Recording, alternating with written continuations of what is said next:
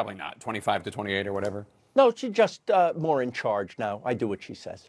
And then last question for you. You announced yesterday your culinary travel show, Somebody Feed Phil, is moving from Netflix to YouTube. Congratulations. Tell me about that. Thank you. What I love is that, you know, when doing Raymond, for instance, I realized that one of the beautiful things about doing network TV is that it's free for everyone. And so YouTube is like old school. It has the biggest audience in the world, and my little message that I think the world would be better if we all could experience a little bit of other people's experiences will hit more people than ever. So it's very, very nice for me. All right, Phil and Lily Rosenthal, just try it someplace new. It's out now. Phil, thank you so much. Congratulations again. Always good to see you. Love seeing you, my friend. Aaron Burnett, Out Front, starts now. See you tomorrow.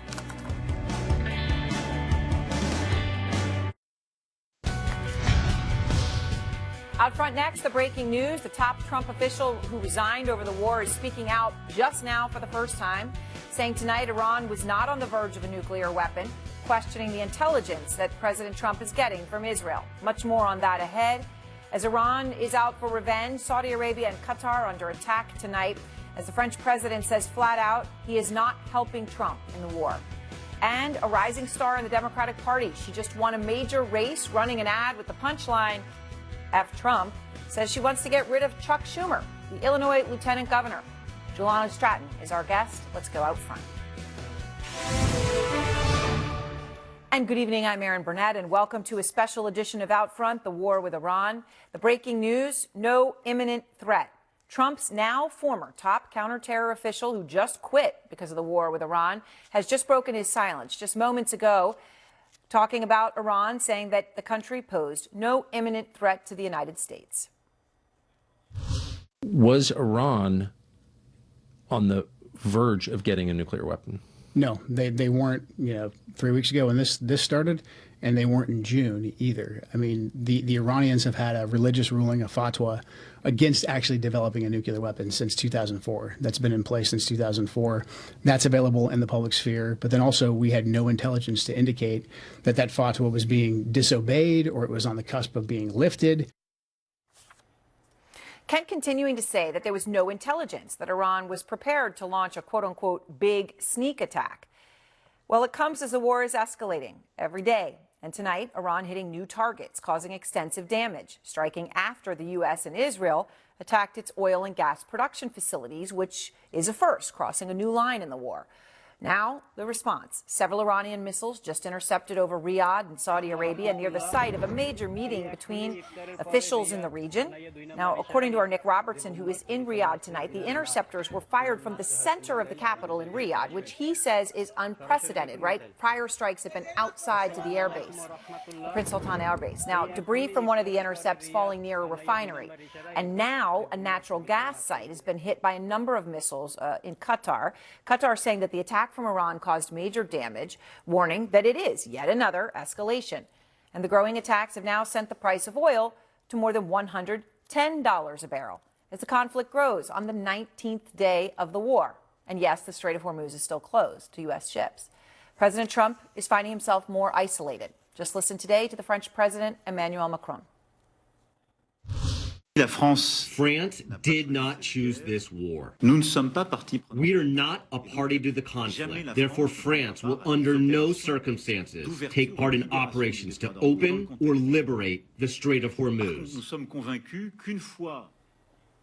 Categorical. And by the way, a week ago, tanker companies were telling me, hey, it's going to be France. They're sending all these warships to the region, right? That there was hope that might happen. And now a very categorical answer from the French president. Jeremy Diamond is out front live in Tel Aviv. Elena Treen is at the White House for us tonight. I want to start with you, Jeremy, because right now we've got this escalation. Our Nick Robertson in Riyadh talking about this unprecedented moment of interceptors being fired from the center of Riyadh, and now Israel hitting Iran's navy, they say in the Caspian Sea. What more can you tell us? Yeah, Aaron, this really has been an extraordinary day, and one that points to this conflict continuing to grow rather than any kind of diplomatic off-ramps presenting themselves. It began today with the news that Iran's energy facilities had been struck in one of the largest strikes on their energy infrastructure that we have seen during this war today. 2 different oil and natural gas production facilities in the south of the country. Israel responsible for those strikes, though Iran blamed both the United States and Israel, and subsequently it vowed that it would take powerful action against other oil infrastructure targets in the region. And we saw that action take place very shortly thereafter with that Qatari gas facility that was struck this evening, bursting into flames, and Qatar now firing back at Iran, at least on the diplomatic front, saying that they have declared Iran's military and security attaches persona non grata. The Qataris fuming about the fact that Iran chose to retaliate by attacking their oil and gas facilities. And we are also, of course, seeing those sites in Saudi Arabia. And then beyond that, Aaron, as you mentioned, we've also seen tonight that the Israeli military has, for the first time, struck Iranian naval ships in the Caspian Sea. That is to the north of Iran, and we haven't seen these types of strikes yet. And this comes, of course, as Israeli officials have continuously been telling us to expect more surprises. Again, today, the Israeli Defense Minister, Israel Katz, talked about this notion of more surprises, as he was also talking about continuing to target Iran's senior leaders, with new plans now to make it easier for the Israeli military to jump through fewer hoops, fewer approvals, in order to target those senior leaders should the operational and intelligence opportunity arise. Aaron? All right, Jeremy Diamond, thank you very much. And interesting, the Israelis keep saying to us, more surprises, and then, well, they do deliver that. So when they say there are more, at this point, of course, it really does beg the question of how much more escalation is ahead. Everyone's here with me on set. Seth, you just heard what Joe Kent said, right, speaking out for the first time. You know, you've got this religious ruling, the fatwa. I mean, I was with the Iranian president, Mahmoud Pezeshkian, in September, and it's the first thing he started off with. They always would say that. Like, the religious leader at the time, Ayatollah Khamenei Sr., had said we would not develop a nuclear weapon, and then he went on to say, by the way, if we wanted one by now, we would have had one. But Joe Kent is backing that. Yeah, I think what he is indicating, and we've heard this over the last several weeks, is that Iran was not on the verge of having a nuclear weapon. I think the challenge, hearing it from the Israelis, as I spoke to them over the last few months, is Iran was weak. They were vulnerable to an attack. So I think the Israeli position was that there was going to be potentially no better time than right now. Hezbollah was weaker than it had been. The Iranian regime, the U.S. and the Israelis had struck last year, and the Israelis got air dominance over Iran in 4 days. The Russians don't even have that in Ukraine after we're in the 5th year. So I think there was an opportunity, but there was nothing imminent in that sense. Right. And I guess there's also a question of, even if they are correct that this was the best time, does not still mean that it was a good time. I mean, that is the real question. We don't know, right? I mean, it was an opportunity. I think it's fair to say that there was a target, there was an opportunity. And okay, but where we are now, as you see, escalatory, whether we're on a formal ladder or just going up and up, General Marks, what we have seen. Now, center of Riyadh, that's new. A cluster munition used in Tel Aviv within the past 24 hours that came off a missile that had not yet been used in this conflict. Right. They had been using some of their older missiles. So are there weapons that Iran has not used yet in their arsenal? Now, whether they are destroyed or whether they're being saved up, I understand is a question. Right. But what have you not seen that you know they had? Well, Aaron, in case of the missile that just hit Tel Aviv, a couple of ways to look at it. One, It's new, and they're going to roll that thing out, and there are more of those that are available, or that they're at the end of their normal stockpile. And they're moving now they're going to move into the new stuff that may or may not have been tested. Yeah. The additional thing about what we haven't seen, to date, we have not seen anti-ship ballistic missiles, which I think is telling. It also indicates that they were probably waiting for more tankers to make themselves available in the Straits. Or if the United States Navy had taken on that escort mission, then they would have been vulnerable at that point, albeit the Navy has counter anti-ship missile capabilities. The other thing is there's no discussion about the submarine capabilities that the Iranians have. Again, I have to assume that our subs have already taken care of that. And then the Iranians have talked about mining the straits. We don't know that. Hasn't been detected. Again, the capabilities exist to detect, identify, and then render safe all that stuff. I want to get to the subs in a second because you're talking about their Navy, and that's central to something I want to ask. But first, when General Marks talks about those anti-ship missiles, those which are understood to have come with a lot of support from Russia. And we understand Russia's involvement here, and Seth's talked a lot about this, has been intricate and detailed. So how significant is Russia's role right now, as you understand it? I think to assess that, you have to look at what the role has been in the period leading up to the war, because it's not something that just starts now. We've been monitoring the physical trips and interactions between Russia's top intelligence officers, both from the GRE and from the FSB. That peaked and has plateaued, actually has remained at a very high level at the start of the war in Ukraine. Part of it was explained by the fact that Iran started providing Russia the Shahed drones, the Shahed drones, which Russia in turn upgraded, developed, and added something that Iran never had, which was a second-to-none anti-jamming device or system that the Russians have. And in subsequent trips that we monitored, of the same people that are using the devices or the Shaheds in Ukraine, they went back to share their findings and their improvements. And this was a requirement, apparently, that Iran had imposed on Russia for them to get the Shaheds. So this has been going on continuously. And part of this cooperation was not just military cooperation, it was also counterintelligence and also repressive sharing, like best practices in how to suppress and how to suppress crowds and crowds, yes, because some of the people that traveled were the same guys who were in charge of repressions in Russia. So this has been very, very intense. What we see now is a careful and not transparent providing of assistance. I think there's still some appearance, at least, of holding back and not providing the full. There's no trips, there are no physical travel of advisors from Russia to Iran right now, but there's a lot of data being shared. That's what we do see. We don't see what is being shared, but the volume of data between the same phones and devices of the same people who traveled before in the direction of abroad, which we assume is now Iran because it started peaking after the invasion or after the attack, is commensurate with images, sharing of images, which is what we would expect Russia to be providing to Iran. For targeting, right. And again, coming back to what Russia lacked at the beginning of the war in Ukraine was precise spatial and satellite data on Ukraine. They found out they had outdated data from their own satellites. So they traveled to China to get the latest and best 3D and color photography from Chinese satellites. And that was an important thing for Russian army. We believe that we're seeing the same thing in Iran now. Iran needs this micro data that only Russia and China can provide. I mean, it's stunning when you look at that, though, that the back and forth and now the data being shared. General Marks, in the context of Trump pulling back sanctions on Putin, enabling him to sell more crude oil. Doesn't make sense. No. If you're looking at trying to advance what our objectives are in Iran, and we haven't really heard those stated clearly. What is the desired end state? No. Is it all about nukes, missiles, and proxies, which I think is probably the objective? And now I think we're into a phase where I think the way to describe it is we started, I think, with strategic clarity, with tactical brilliance, and now we're getting lost. And is this now about regime change, which was not a priority what was talking about? So how we engage with China, how we engage with Russia, and I tell you, I think both of them come out of this in a winning position or a positive position. It's incredible just what you lay out there on the data and the flights and the back and forth.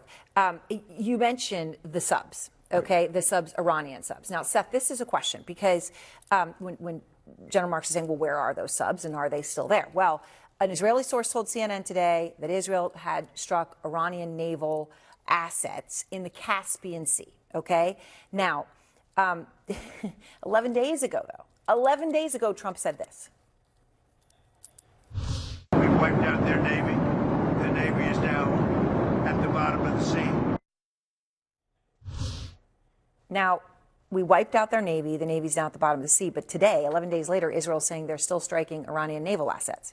So how's that happening? Well, we also obliterated their nuclear program, too. Last summer, that's right. We still struck targets. Look, I think the reality is regardless of what the rhetoric is, that the Iranian Navy is been degraded, but it still has capabilities. I mean, two things along these lines. First is the Iranian Navy has never been particularly strong. After the Iran-Iraq War, the Iranians put most of their capabilities not into big conventional forces, but into asymmetric ones, the Islamic Revolutionary Guards, including its Quds Force. And even on the Navy side, I think the most dangerous part has been the naval side of the IRGC, which includes their small attack boats, ones which are capable of laying 1, 2, 3 mines. They had hundreds of them at the beginning of this war, according to the most recent assessments, our most recent assessments. It is highly likely that a number of them have been destroyed, but not all of them. And it doesn't take a lot to really cause concern in the Strait of Hormuz when you still have some mine-laying capabilities from small attack boats. So when we talk about the Navy, I think they do have capabilities to do things like lay mines, and we don't know about the status of their submersibles. We have a significant mine countermeasure capability, but what Seth just described is kind of top of mind as we now start to talk about securing passage through the tanker CEOs that have oil, they're not going to have put their crews at possible death, right? Well, Unless it's not a risk. And the risk premiums are going off the charts. Right, and then there's insurance. Christo, I just want to play something. Joe Kent, the counterterror official in that interview, just said something else. Let me play it. There was no intelligence that said, hey, on whatever day it was, March 1st, the Iranians are going to launch this big sneak attack. They're going to do some kind of a 9/11 Pearl Harbor, et cetera. They're going to attack one of our bases. There was none of that intelligence. Again, back to what we know about the Iranians, they're very, very deliberate with the escalation ladder. And again, they're only deliberate under President Trump's leadership because they knew and they took President Trump very, very seriously. Okay.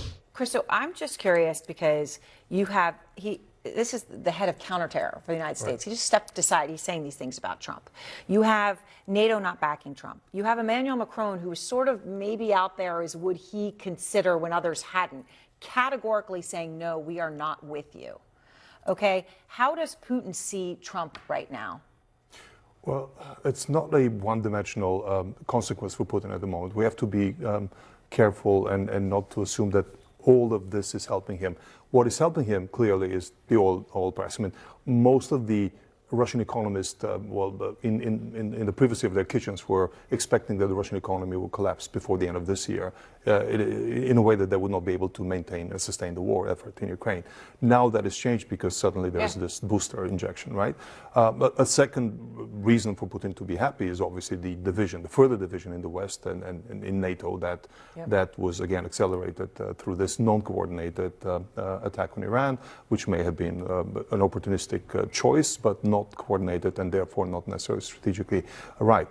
At the same time, if we look at what is negative for Putin, we have to understand that even before this happened, there was a division within the Kremlin, within the power elite in Russia. And we've talked on your show about this, that there was this militarized, like extremely far-right group within the military that really believes that Putin is being liberal and too slow on attacking the West, striking back at the main adversary, which is Russia. Now suddenly they're seeing an opportunity for a proxy attack on the main adversary. And they still think that Putin is not doing it strongly enough. And part of that is because of this ongoing discussion and negotiation with the United States, with Trump, which a lot of this militarized elite thinks that is a business discussion as opposed to something in the national interest of Russia. So all of these are creating kernels of instability within Russia at the moment. And I wouldn't be surprised, and I don't expect that to be the main scenario, but I wouldn't be surprised that this results in in a repeat of what Prigozhin did a couple of years ago. Because these people think that that Putin does not understand the danger to their system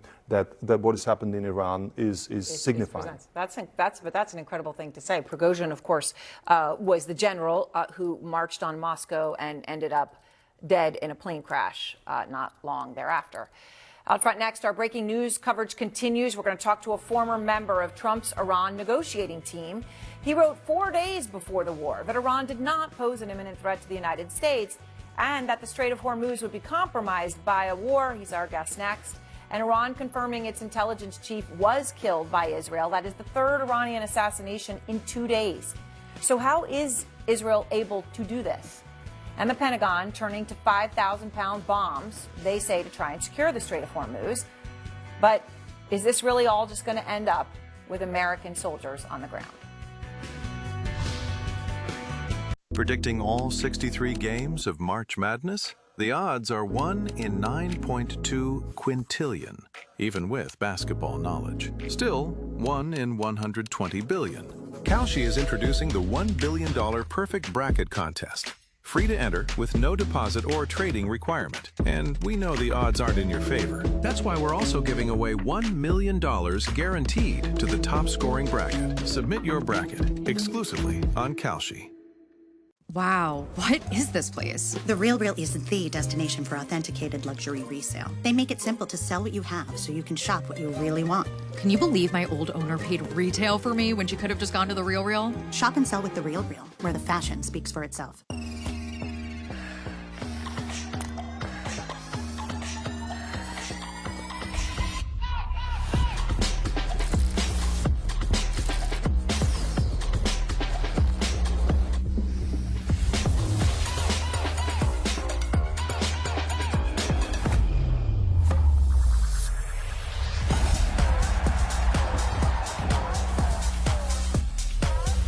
Visit bombas.com and get 20% off your first order.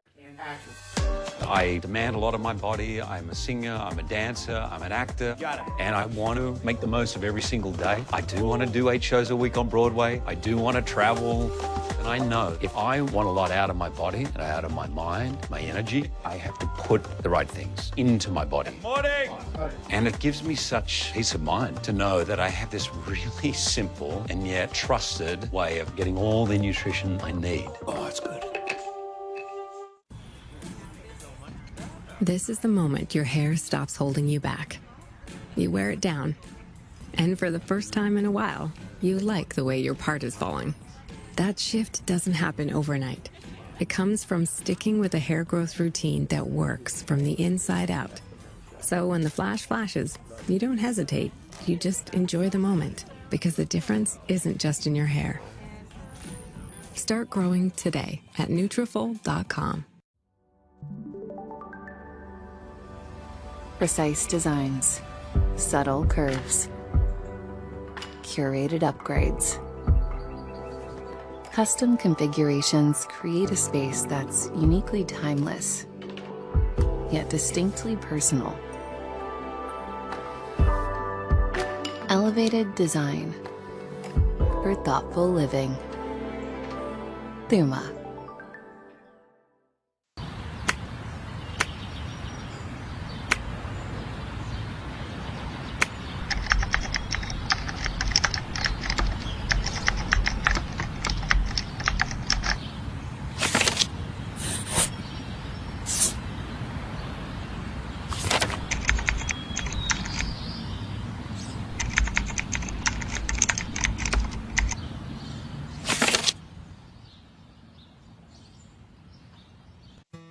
Whether it's your future health,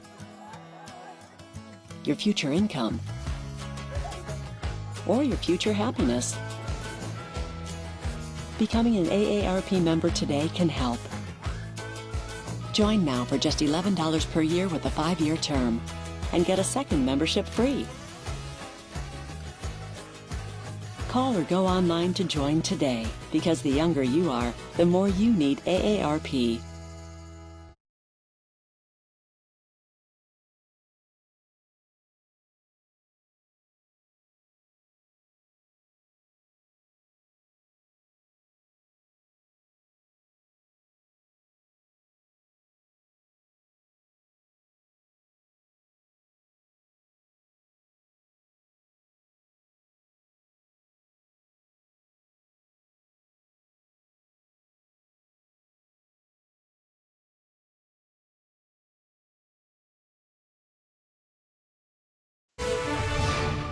Welcome back to a special edition of Out Front, the war with Iran. The breaking news that Trump's former director of the National Counterterror Center, Joe Kent, who just resigned, put out the letter saying that he could not conscience being in that job because of President Trump's decisions in this war with Iran, has spoken out just a couple moments ago. He spoke to Tucker Carlson, and he questioned the intelligence that Trump is getting from Israel. And again, when we would hear, or you'd hear what they were saying, didn't reflect in intelligence channels, even intelligence that we shared with the Israelis that the Israelis were giving us in many cases. So there was a clear, gap between, the intelligence and then the information that the president was given and the decisions that the president was making. I want to go straight to Elena Treen. She's at the White House. So, Elena, you hear Joe Kent saying this and saying that there was no imminent threat and being very, very clear and detailed. The White House is doing everything they can now to discredit him, even though, of course, he was in charge of counterterror and President Trump had backed him and put him in that role. The White House seems to be concerned. Absolutely. I mean, I should just say off the bat, Aaron, it's remarkable to hear someone who was just yesterday one of the most senior intelligence officials in the Trump administration to be sharing what he is and to be laying out how he believed there was no imminent threat, that the intelligence did not show that the intelligence didn't show that Iran was close to making a nuclear weapon, really disputing what we have heard from the president himself and other top Trump administration officials. But look, you're exactly right. We've seen the White House in the aftermath of his resignation really seeking to try and discredit him and to try to argue that he was someone who was sidelined months previously over issues that the administration had already had with Kent. They argued that he was left out of Iran intelligence briefings, that he was not involved in Iran planning. And they also argued, one administration official to me, and I know other reporters as well, arguing that the White House had actually directed Tulsi Gabbard, the director of national intelligence who worked above him, to fire him previously, and that she didn't. I will say another intelligence official disputed that. But the Gabbard of this all is also very interesting because, like Kent, Gabbard in the past has shown these anti-interventionist views. And what was so striking to me was yesterday was actually the first time we heard from Gabbard on this war since it broke out, and what she said after hearing Kent say essentially that there was no imminent threat posed by Iran. She said that it was up essentially to the president to determine what is an imminent threat, but she notably did not say whether she agreed with that or if the intelligence supported it. And she repeated those comments when she was before the Senate today. And so, of course, it raises a lot of questions about what Gabbard actually thinks right now in this moment as well. Yeah, Elena, thank you very much. And very clear, obviously, given her role, it was what she did not say that spoke 1,000 words. Out front now, Nate Swanson. He was the Iran director for the White House National Security Council from 2022 until 2025 and a member of Trump's Iran negotiating team. So obviously in the center of this and knows these details. Nate has since come out to warn the public about this war, writing an article just now with the headline, How America's War on Iran Backfired. And Nate, I appreciate your time and your decision to speak out and give us more information. You know, you hear Joe Kent say Iran was not an imminent threat, number one, and number two, was not close to getting a nuclear weapon. Those two things obviously don't have to be related. He is explicitly saying neither of them add up in terms of Trump's justifications when he said both imminent threat and about to get a nuclear weapon. Is your understanding the same as Joe Kent's on these issues? Partially. I mean, look, Iran is absolutely a threat to American interests and has been for a long time. I think what's accurate is that there was not anything that significantly changed to warrant a military intervention at this time. And, and the president didn't make a good case for why striking now. And I think your previous panelists hit the nail on the head when they said this was just the timing and the opportunity really drove the decision to strike, not actually an actual threat.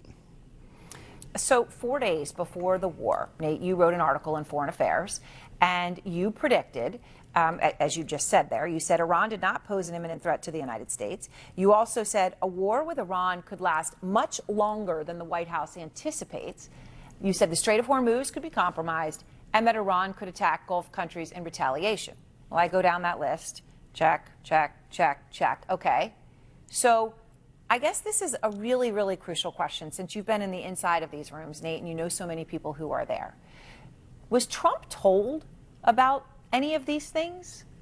Yeah, I'm sure he was. And you can see the impact that some of the assessments from the intelligence community and the Defense Department are having, right? They're getting to him and we know this because they're being leaked to, the New York Times or the Washington Post immediately after.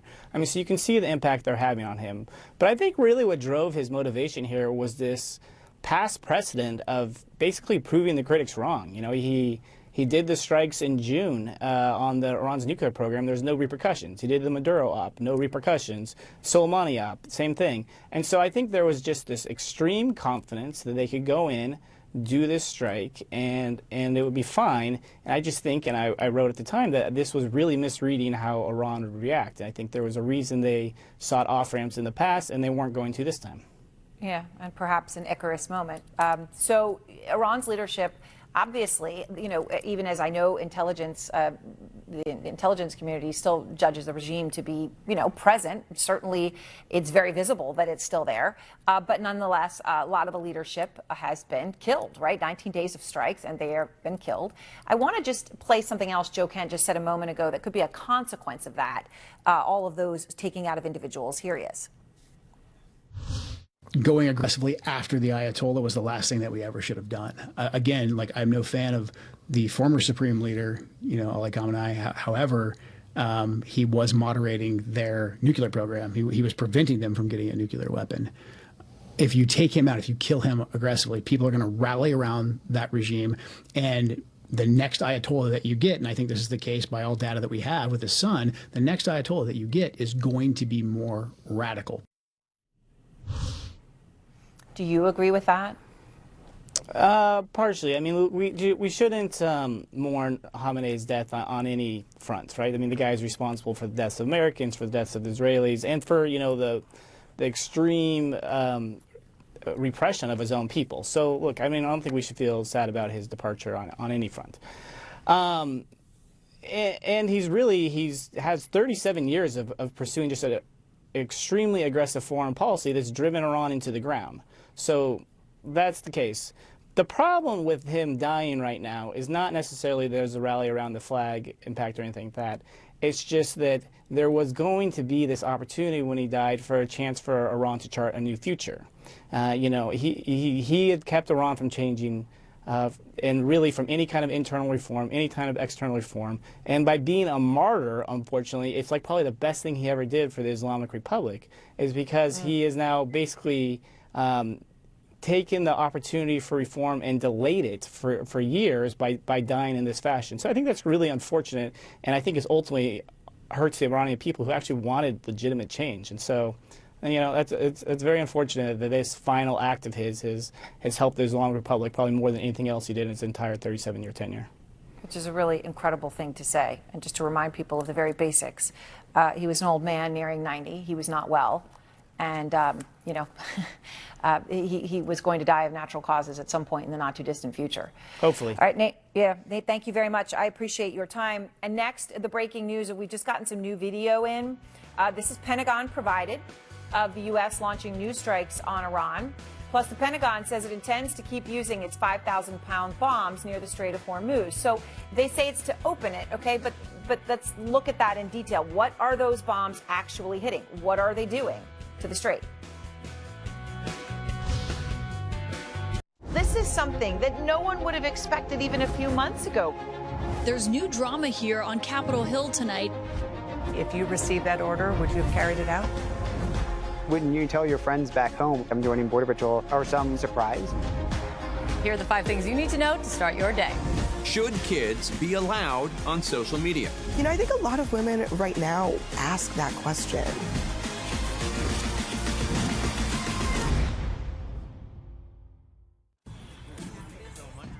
This is the moment your hair stops holding you back. You wear it down. And for the first time in a while, you like the way your part is falling. That shift doesn't happen overnight. It comes from sticking with a hair growth routine that works from the inside out. So when the flash flashes, you don't hesitate. You just enjoy the moment, because the difference isn't just in your hair. Start growing today at Nutrafol.com. Explore CNN podcasts for your daily dose of news, culture, and smart storytelling. And discover the conversations shaping our world. Follow and listen to CNN podcasts wherever you get your podcasts. There's something about this place. It's magical and majestic. Eva Longoria, Searching for France, premieres April 12th on CNN and next day on the CNN app. Caitlin Collins is your DC source. bringing you unprecedented access to the White House. What would you say to the survivors who feel like they haven't gotten justice? Capitol Hill. What does re-examining that look like? Are you saying that that's not going to happen? What exactly are your day-to-day responsibilities? And beyond. And good evening from Davos, Switzerland, where President Trump just capped off a whirlwind trip. You were obviously named by President Trump. For in-depth political coverage and analysis, watch The Source, weeknights at 9 on CNN and watch on the CNN app. I think you're going to want to see this. When the news breaks, Watch out! this team is here to sweep up the pieces. He got hit in the face and his toupee went. That's why you watch this show. Have I got news for you? Now streaming on the CNN app. In a divided America, Where do I fit? You tell me, ask your party. Abby Phillip brings all sides to the table. I hear what you're saying Trump believes in, but do you think it's a good idea? Newsnight with Abby Phillip, weeknights at 10 on CNN and watch on the CNN app. Watch The Lead, weekdays at 5 on CNN and watch on the CNN app. Taylor's engagement was just Princess Di level news. $2.2 billion in spend is projected based on Taylor Swift and Travis Kelce's wedding planning. I do. The Taylor and Travis era. Now streaming on the CNN app. Bowling is such a unique sport. Who do you think you are? I am! I'm the Bob Ross of bowling. You gotta pick the hair out. These guys, they're trying to just make a living. Dollar. Got some W-2s. Too bad the money didn't equal the W-2s. There's only one greatest of all time. One more for the win. He's gonna get punched in the face.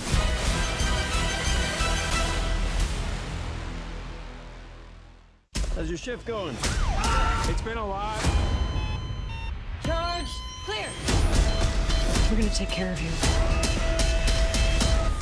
This is what we do. Kara Swisher Wants to Live Forever. April 11th on CNN and next day on the CNN app. 30 seconds. Wake up. Breaking overnight. Catch up. New details and more questions. Start your mornings here. This is a pivotal week. CNN News Central. Weekdays at 7 a.m. on CNN and watch at 8 on the CNN app.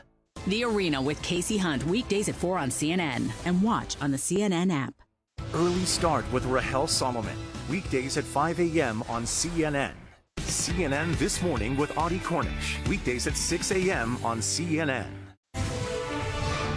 We are back with our special edition, War with Iran. The breaking news right now, we've got a new U.S. intelligence assessment on Iran, and this is according to the DNI. And according to Gabbard, the Iranian regime, quote, appears to be intact but largely degraded. Now, this comes as Iran confirms its intelligence chief has now been killed by Israel, adding to a now very long list of senior leaders in Iran who have been killed in this war and strikes. And tonight we're getting new details on how Israel is finding and targeting these leaders. Out front now, the former Israeli national security advisor, who also spent 23 years in the Mossad, Eyal Halada. And Eyal, it's good to have you back. I guess we look at these pictures, right? And you just see picture. So many have been eliminated. And in some cases, Israel has gone and eliminated the replacements of the originals in those roles. So Iran knows its leaders are being targeted. And yet, even after that, with all the security steps that they're taking, whether it be bunkers or no communications or whatever it might be, Israel is still killing them and has been successfully able to do so. How have they been doing it? So first, Aaron, it's good to see you again. Welcome back to DC. I think there are a few things we need to see in this. The first is, yes, there is intelligence capabilities that are very exquisite and superior, both for Israel and the United States. It's not just Israeli intelligence participating in this. And the level of penetration into Iran is significant. By the way, to comment on previous things on the panel, this intelligence also provided the understanding of what Iran was actually planning should there have been no intervention. But we can leave this aside. I don't want to get into the specifics of classified information about what Iran was or wasn't planning to do in the near future. But in any case, definitely this is an example of how good the intelligence is. But there is another element in this, and this is the participation of the Iranian people. The Iranian people themselves understand the magnitude of the opportunity that is here, and they're actively participating in ways that we haven't seen before in providing this kind of information. So some of those targets, while they're in hiding, are being recognized by the people on the ground who do understand that this is important for their ability to prevail over time, and they provide ample information about the whereabouts of these officers, about their hiding places, where they're at. And then, of course, the intelligence community, either Israeli or American, needs to cross-check this. We don't just, bomb without a good understanding of where this is. But we are able to do this when we get those important tips on real time. And the proof at the end is on the list of pictures that you put back there in the screen. It's proven very effective. So the Wall Street Journal had reviewed the contents of a phone call that they say was between a senior Iranian police commander and a Mossad agent. So according to the Journal, Ayal, it goes like this. Mossad agent, we know everything about you. You're on our blacklist, and we have all the information about you. I call to warn you in advance that you should stand with your people's side. And if you will not do that, your destiny will be as your leader. Do you hear me? The commander then says, brother, I swear on the Quran, I am not your enemy. I am a dead man already. Just please come help us. I mean, Al, what's stunning about this is, I guess this indicates that you've got a commander on the ground who still has communications, but also that there's a Mossad agent who has the guy's phone number and calls him up, and they actually have a conversation. That's pretty incredible. Is that happening? I mean, if it's happening here, it's got to be happening in a lot of other places, right? Well, hard for me to confirm specific operational incidents, Aaron, but by and large, yes, the level of penetration that is there is significant. And by the way, I think in this article, when they say agent, that doesn't mean an Israeli doing this from the outside. We're talking about Iranians on the ground who are committed to the collapse of the regime because they want to fight for their freedom. We're talking about people who understand that they cannot do this alone. When they tried to do this alone back in January, 2 months ago, they were massacred on the streets. No one was helping them at the time. This was before all of this campaign started. They did this on their own. They wanted their freedom. They were massacred in tens of thousands.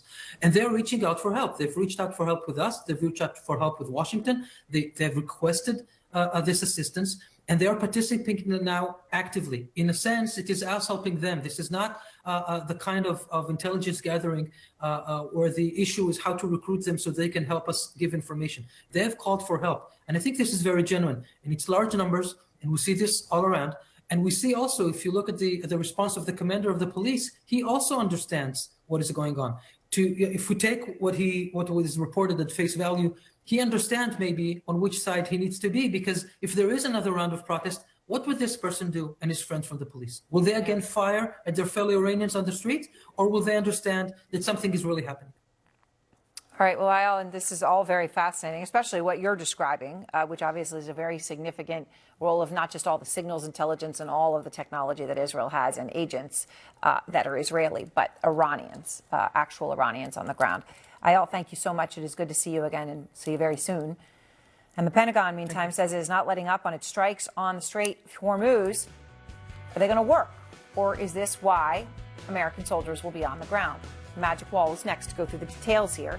And a promising newcomer in the Democratic Party scoring a major victory overnight. She ran on abolishing ICE, and she ran incredibly directly on attacking Trump. So is that the new winning message for Democrats? The Illinois Lieutenant Governor, Juliana Stratton, is our guest.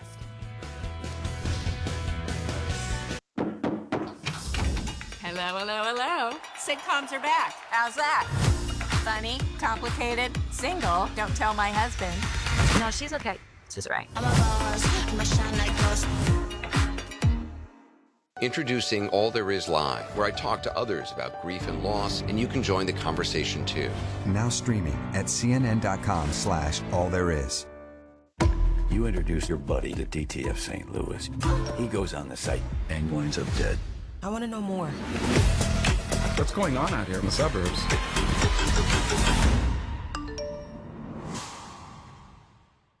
It is the stretch run on TNT. The push for the playoffs, it's all about getting in. Once you're in, you never know what's going to happen. Give yourself every opportunity to compete for the Stanley Cup. The rush to the playoffs on TNT. All There Is with Anderson Cooper. Listen at cnn.com/allthereis. Just what we got on campus, see? Yeah. My dog right there, my dog. How much you think you're being called and on this path and you're on it, and how much are you got your hands on the wheel, you're driving it, man. Thank God, man. No one's framed any questions like this to me. If you're being right too often, you're not taking enough risk. No person in their right mind tells a young person, hey, drop out of school and go pursue acting, you know, and you guys should drop out of school. Now streaming on the CNN app. If anybody knows about going to great lengths to realize a dream, it's the 5 Japanese-born players in front of their nation's fans for the first time. Homecoming, the Tokyo series, premieres March 27th on the CNN app. When you buy a house, you're buying the neighbors. It looks like an Osama bin Laden compound in Pakistan. There is 6 to 8 chickens, 10 to 15 chicken, 20 chicken. Oh, can't poop on me. Don't talk to my child that way. You will not talk over me. Back off. Rooster! My attorney will bury you. Hey, Rooster! The kids call you Rooster? They think I'm like my character. Nice washboard. This is college. You can be the Rooster if you want. Cock a doodle doo.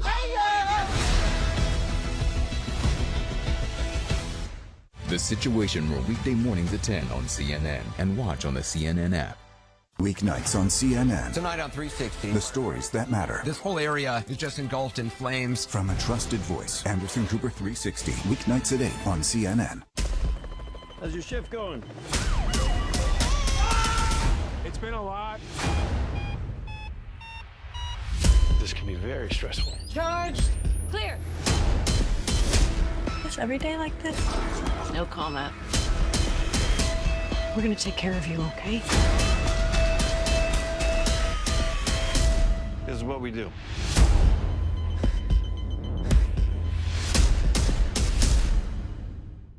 For most of its life, the Oscars has been a tentpole of American life. People around the world know what the Oscars are.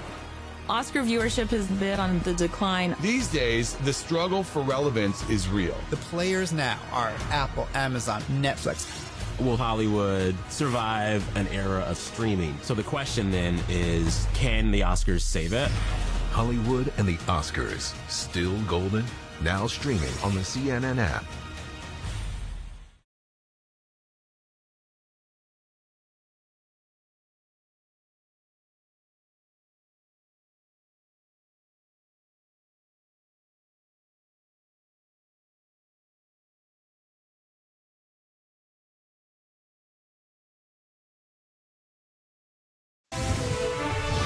Welcome back to a special edition of Out Front, the war with Iran. The breaking news now, a new and highly produced video has been posted just now by U.S. Central Command. And it shows fighter aircraft taking off.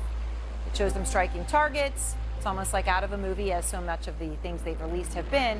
It's set to music, which is sort of set to glorify very warrior-like music. The Strait of Hormuz is still closed tonight, though, and Trump now appears increasingly isolated in his push to secure it, right? Even France has said no way now. So the U.S. has now dropped multiple 5,000-pound deep penetration munitions along the strait, okay? Targeting hitting anti-ship missile systems, they say. So what we understand is this is a GBU-72 bunker buster, and it's the first known operational use of this. So General Marks is back with me now. All right, so GBU-72, I said really fast, as if everybody should know what those are. Okay, but this is, as we say, first time used operationally. So what is it? How is it being used? Yeah, let me show you. What this is a video, obviously, that's been produced. I'll just show this for a couple of seconds, but it gives you a sense of the size. This is a 5,000-pound bomb. So it's big. I mean, just to make the point, this is big. You see it next to an aircraft. As you can see there. Now let me go back to the map, which is what you were talking about originally. What was given was this box is where those were struck. So what I'm going to do is within these Zagros mountains, very mountainous, very difficult. These could be positions where they would have anti-ship ballistic missiles, launchers buried deeply underground, as well as mine laying capabilities. What that would And give. they've got the high ground. 'cause They've you got said the high mountains. ground, Yep. and anything that's coming through the straits, Yep. they would be able to affect. Now, let me also show you what the difference is between the two. You've talked about GBU 72. We also have GBU 75. This is a 5,000-pound bomb. This is what we're using here in Hormuz. This is the one that was just used yesterday. Yep. First combat use, 3/17. Happy St. Patrick's Day. Yep. And this one was back in June 25. What this has is this bomb can only be delivered by the B2, which is CONUS-based Missouri. That's when they saw them take off. They, that long flight And for they the don't massive land. strikes in June. They don't land any place other than Missouri. Take off from and return to. So they are airborne routinely, which means you're less flexible. This, on the other hand, can be delivered by the F-15 E model, the F-35, and certainly So it can come from anywhere in the region. much more flexibility provided the combat commander if he's trying to strike a target. Okay, so they're doing this. They say to try to secure the strait, and now the U.S. is alone on this. So first of all, you laid out this mountainous situation, right? Sure. It's not as easy as, okay, it's not like the Suez Canal, Not where at it's all. a flat desert on both sides, have been to both places. So are boots on the ground then? Is that why we're talking about that? Because this isn't going to be enough to secure the mountains? Well, what you would hope would be there'd be sufficient degradation of these capabilities here. And again, what we're looking at is the possibility of locations here. Again, these are theoretical positions that have the ability to do this. If the attack through the air, this maritime air campaign is insufficient, then there may be a requirement to put boots on the ground that would come up through here, through here. Taking any incoming fire. They would. And they would then have to go ashore. And if they go ashore, if this is the Marines, they're going to have to go ashore. You have to assume it's going to be contested.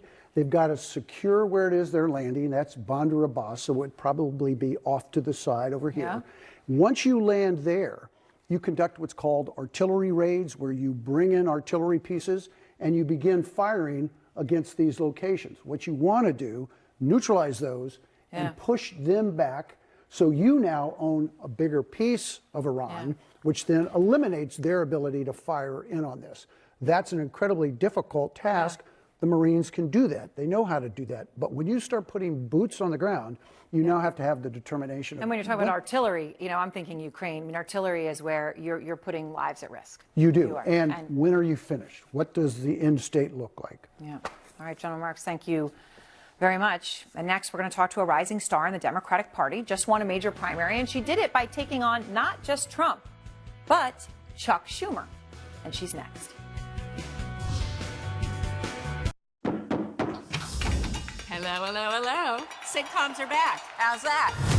Funny, complicated, single. Don't tell my husband. No, she's okay. She's right. I'm a boss. I'm a shine like ghost.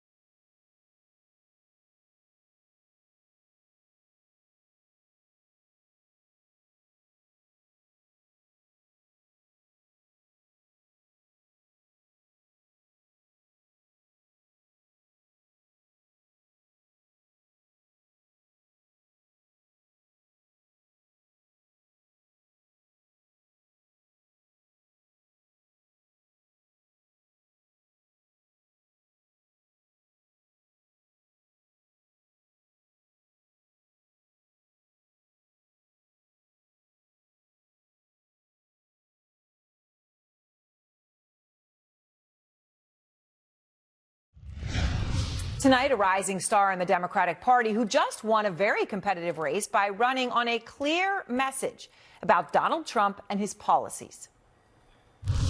I'm not scared of a wannabe dictator. I'm running for Senate to stand up to Donald Trump. I'll abolish ICE and hold Trump accountable for the crimes he's committed. Just like they said, Trump. Trump. Trump. Vote Juliana. That's why I approve this message.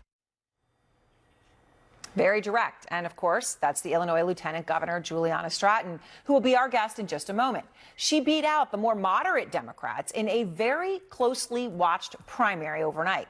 Her biggest backer, Governor J.B. Pritzker, who you just saw at the end of her ad. Stratton is now widely favored to win the Senate seat that's being vacated by Dick Durbin, who's retiring.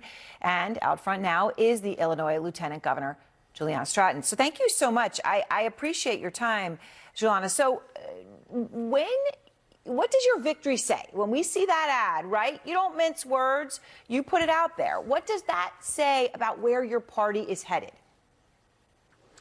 Well, I think it's reflective of the real frustration that so many voters have with what's happening in Washington and the fact that people want to disrupt the status quo. They don't want to see this sort of go along to get along mentality when we have a president who is a wannabe dictator, and they're wondering, why are we still trying to just go about business as usual? People are frustrated, people are angry, and they're looking for leaders who are going to meet this moment.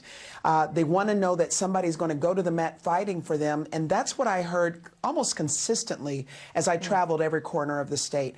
And I'm proud that I can look voters in the eye and say, I'm going to be that fighter for them. It certainly was a message that resonated in the primary, and I'm going to keep talking about how I want to take their voices with me to Washington all the way through this general election. All right, so what I talked about there and what we saw in that ad, right, you are handling things in a way different than some in the Democratic establishment, right, which brings me to the leader, Chuck Schumer, the Senate Minority Leader, and another one of your signature campaign promises. Take a look at this. I simply cannot support Chuck Schumer as leader. I will not support Chuck Schumer as leader in the Senate. Chuck Schumer should not be the leader of the Democratic Party. I will not support Chuck Schumer. Again, Lieutenant Governor, you're very direct, you're very consistent. I guess the question then is this. If you win, you're in the Senate. If it's not Schumer, who should it be? Well, I'm sure we will have several people who will potentially put their names forward, and I will consider all of them and hear what plan they have. But look, the main thing that I know is that people want to make sure that there's someone who is going to bring the kind of energy that's needed to go against a president who is spending every single day trying to take away our rights, take away health care, rip food off the table of, hungry children, and of course have attacked and terrorized so many of our communities, including those right here in Illinois with Operation Midway Blitz. And so I'm going to look to see who's going to bring the kind of courageous, bold leadership that's needed to make sure that we protect our rights and move our country forward. And that's what I said as a candidate for United States Senate here in Illinois, that I'll bring that kind of bold, visionary leadership. And I think we need to see that from the leaders of our party as well. So when Israel was bombing Iranian nuclear targets, but before the United States directly intervened, so this was last summer, you wrote in part, you posted, Lieutenant Governor, Iran is a terrorist state and sponsor of terror worldwide. Iran having nuclear weapons is a threat to the United States and global peace, and it is in America's interest that we never allow that to happen. Then the war with Iran begins in February. And you wrote in part, Donald Trump committed acts of war without any authorization from Congress and no plan for what comes next. So I guess, do you see those two things as consistent? And is there anything that would happen at this point to change your vote? Well, first of all, let me just start with what we are seeing happen with this president, where Americans wake up the next day after the president has posted it probably 2 a.m. in the morning about an act of war and not going to Congress. And I've always been consistent that he has not followed what I believe are the procedures that he should follow to get authorization. He doesn't have a plan. He doesn't tell us what the reason that he's taking this action, and we don't know what's coming up next. And I believe that there should be more oversight and accountability, especially to a president that has not clearly always acted in the best interest of the American people. No one is asking for us to be dragged into another forever war. And I can tell you that I, for one, would not authorize or vote for any supplemental funding for this war. We need to make sure that there are proper checks and accountability with this president, and that's exactly the kind of leadership I will bring. Lieutenant Governor Stratton, we appreciate your time and thank you so much. Thank you for having me. And thanks so much to all of you for joining us as well. AC 360 starts now.